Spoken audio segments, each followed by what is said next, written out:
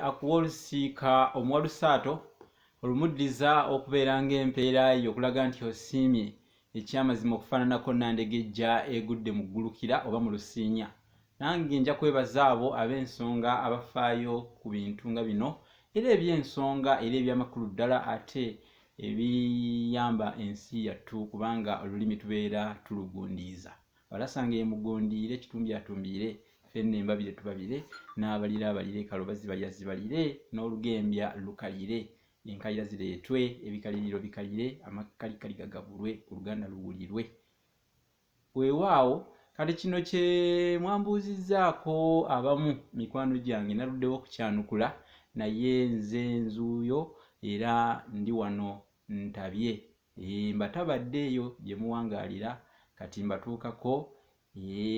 Manyi bagamba osemba n'olya ku y'ekisinde obusujju bukira obutambala. Nze Munabusiro nga bulijjo Naggomola oyo manyi badde bagala kumanya ku Naggomola. Naggomola omusajja ow'ebyafaayo mu Buganda ey'edda ennyo yalina ente ye munnange n'ateekawo akakwakkulizo ti ente yange eno njirina naye njagala okulaba omusajja nassajja alinziika nga nfudde muwe ente yange.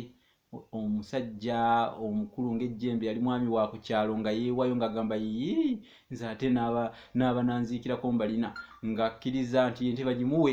Omwami munnange ekiseera kyatuuka Naggomola bwe yafa omwami teyalinnyayo mu kuziika yatuma ababaka mu bagende baziike Naggomola.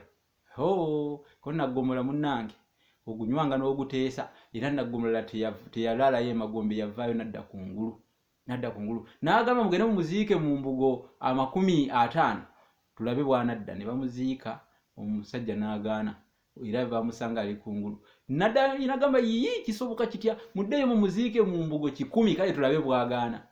Munnange baakola bwe batyo ebbanga nga mwami omukulu agaanye okutereera emagombe tatereerayo n'agamba kati mugende mumwoke n'evvumu lisuule mu nnyanja amazzi gatwale. Ng'omusango gumufuukidde omusango oli akyabanja muwe ente atono yagaana okuziika. Kaakati nno munnange gwe musango omunene ti okuzza ogwa Naggomola guba musango munene ddala. Kale nno kansiibulire awo kubanga ekimmanje bwe kita ensuwa nga lujjo. Nze Munabusiro awangaale Ssemunywa.